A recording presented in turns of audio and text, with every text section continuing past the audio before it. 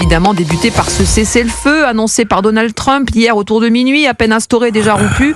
Israël et l'Iran s'accusent mutuellement de ne pas le respecter, ce cessez-le-feu, 3h30 seulement après son entrée en vigueur.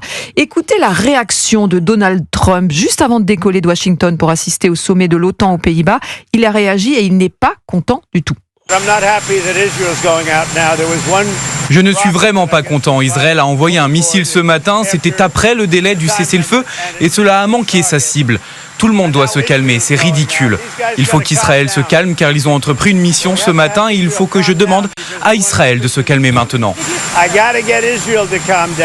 Voilà, Donald Trump, il y a quelques minutes, Jean-Claude Dacier, cette trêve fragile, instable, déjà rompue, et la colère du président des États-Unis. Je comprends sa colère, en même temps, je pense qu'on assiste là, à quelques séquelles d'un cessez-le-feu brutal, relativement, je dirais, inattendu, en tout cas pas dans ces délais-là, et je comprends qu'il y ait quelques réactions, en Israël notamment, parce qu'il y a 2 ou 3 loustiques dans le gouvernement israélien qui sont loin d'être d'accord avec la politique de Netanyahou. Ce sont des gens d'extrême droite qui viennent de je ne sais pas où, certaines viennent de Russie. Donc vraiment, ça se passe assez mal. Maintenant, je pense que ça durera pas parce que Netanyahou sait à quel jeu il joue. Il sait, lui, qu'il a un intérêt évident à accepter ce cessez-le-feu. Je dis pas que c'est totalement satisfaisant pour lui, mais néanmoins, il espère que les bombardements depuis une semaine ont été efficaces et que globalement, l'Iran a considérablement reculé dans sa volonté d'éliminer de la carte l'existence même d'Israël. Je pense qu'on assiste là à, je dirais pas des séquelles, quelque chose me dit que ça va pas durer, et que la diplomatie du téléphone, rapide, brutale, politique étrangère, il joue sa crédibilité quand même, monsieur. C'est ça, on en parlera dans quelques instants. Mais revenons sur cette déclaration très théâtrale, Gabriel Cluzel, de Donald Trump, il y a vraiment quelques instants. Il tape sur les doigts d'Israël, mais aussi de l'Iran. Oui, Trump, il fait du Trump, on va pas se mentir, parce que la théâtralisation fait partie du personnage, elle fait partie de sa politique. Donc il se pose un peu en instituteur qui a sifflé la fin de la récréation et qui n'est pas content de voir que tout le monde n'obtempère pas immédiatement. Donc c'est vrai que elle était quand même extravagante, cette annonce, déjà hier soir autour de minuit. Oui, mais et ce matin, 3h30 seulement après le début de cette trêve, déjà. Mais il faut comprendre que Trump, il parle pas aux Iraniens, il parle pas aux Israéliens, il parle aux Américains. Il faut avoir bombardé déjà les infrastructures nucléaires de l'Iran, c'était acceptable pour son électorat vu l'objectif, mais tout juste. Donc il était évidemment nécessaire de montrer qu'il restait bien le Trump de la paix qu'il avait toujours été. C'est ce qu'il a vendu, lors de l'élection, donc il ne s'agit pas de changer de braquet. Donc non, tout cela n'a, à mon avis, rien d'étonnant. Et vous savez, ça ressemble beaucoup, on l'a peu évoqué, en 2020, je ne sais pas si vous vous souvenez, les Américains avaient ciblé Soleimani, un chef iranien, il avait tué, il y avait une petite riposte de l'Iran.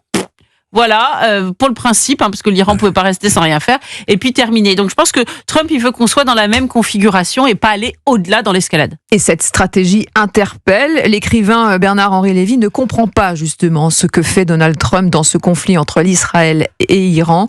Il était l'invité de Sonia Mabrouk ce matin sur CNews Europe 1. Je lui ai dit merci il y a 3 jours. Aujourd'hui, je lui dis de quoi je me mêle. Franchement, qui est-il pour ordonner à Israël et à l'Iran, à Israël, à cesser le feu. Mais il y a quelque chose qui m'échappe, franchement. Il est venu, c'était bien, c'était audacieux, en renfort d'Israël, pour frapper des positions qu'Israël était sans doute mal équipé pour frapper. Il n'a pas les informations, il n'a pas le droit de demander un cessez-le-feu. C'est au Premier ministre d'Israël et à son armée d'en juger. Jean-Claude Dacier, vous êtes d'accord avec ce que dit Bernard-Henri Lévy ? Non, c'est vraiment l'étonnement de BHL qui me surprend.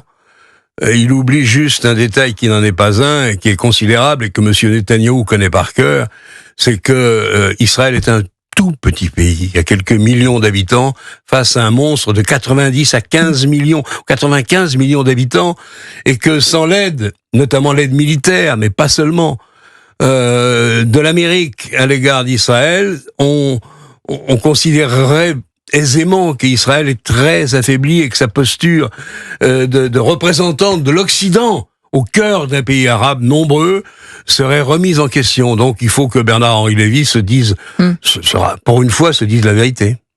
Gabriel Cluzel. Oui, alors après, là aussi, Bernard-Henri Lévy fait du Bernard-Henri Lévy. On lui connaît ce côté très va-t-en-guerre. Hein. Vous savez, ces contrées-là, c'est un peu comme les lois de Montesquieu. Hein. Il faut les toucher d'une main tremblante. Et je pense que c'est ce que dit Donald Trump. Donc, déjà, ce qu'il a fait... Hein, il y a beaucoup qui peuvent l'accuser d'avoir renoué avec les néocons américains, les néoconservateurs. Oui, donc bien c'était sûr. déjà un soutien à Israël, enfin une aide, hein, c'est même plus qu'un soutien, extrêmement forte. Donc c'est déjà beaucoup. Par ailleurs, il faut peut-être rappeler à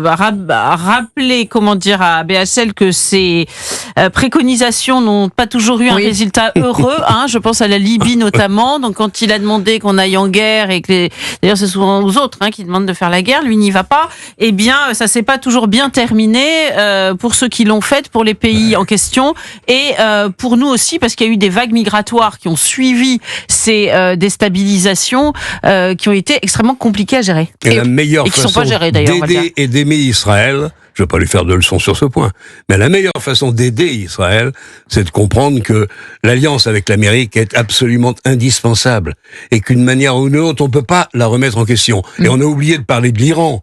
Justement, on va en parler de l'Iran. Si on en parle, parce que le pays est à genoux quand même, il faut se le dire. On va écouter à ce sujet le boxeur franco-iranien Mayar Monchipour qui dénonce l'abandon de la communauté internationale sur le sort des Iraniens. Justement, il était sur CNews ce matin. Je dis aujourd'hui, il y a une victime. Il y a une victime, c'est le peuple iranien.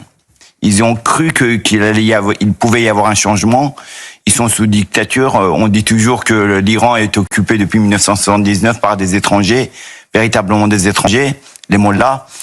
Donc, on leur dit, on a annihilé les possibilités de ce pays, de ce régime d'attaquer ses voisins. Mais alors, démerdez-vous. Restez entre vous. Si le régime iranien maintient, parce que il est blessé, il a dû avoir peur, maintient la paix, il va faire une grosse répression interne. Il va y avoir des dizaines de milliers d'exécutions.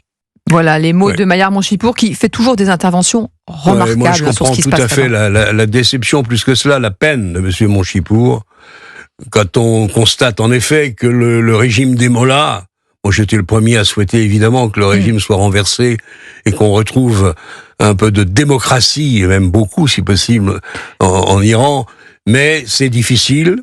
Espérons que M. Ramenei, le guide suffisamment suprême, est suffisamment... Qui est apparu très fatigué ces derniers jours. Oui, il est suffisamment affaibli pour... Néanmoins, il ne faut pas qu'on se raconte d'histoire. Le régime, si les choses restent en l'état, risque de rester tel qu'il est, avec les ambitions qui sont les siennes.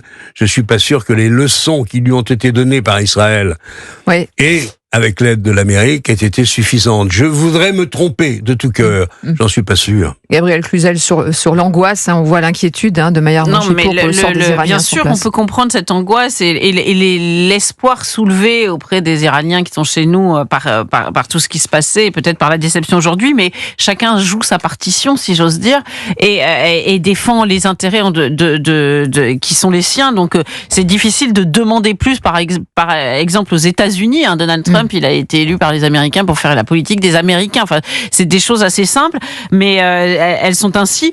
Les mollahs sont quand même considérablement affaiblis. Oui. Alors, c'est vrai qu'ils vont jouer, c'est sûr qu'ils vont tirer cette carte à l'envi, c'est-à-dire qu'ils vont jouer sur l'idée que eux sont les ennemis d'Israël, ceux qui ont été persécutés par les Américains et par Israël, donc ils vont avoir un petit statut de martyr qui va peut-être les auréoler auprès d'une partie du monde arabe. Néanmoins, ils sont quand même très affaiblis, donc peut-être que le fruit mûr tombera de lui-même. Et puis, expérience a montré que déboulonner des régimes de l'extérieur, ça fonctionne pas. Il faut que la pression, elle vienne des Iraniens eux-mêmes, à voir ce qui va se passer ensuite. Allez, 13h26, on reste ensemble sur Europe 1. Dans quelques instants, après 4 mois de concertation, de palabres, le conclave sur les retraites s'est soldé par un échec. À qui la faute? Et est-ce que François Bayrou peut s'en sortir cette fois-ci? Eh bien, on va en parler. Europe 1, 13h la suite, c'est dans un instant. Vous écoutez Céline Géraud de 13h à 14h sur Europe 1.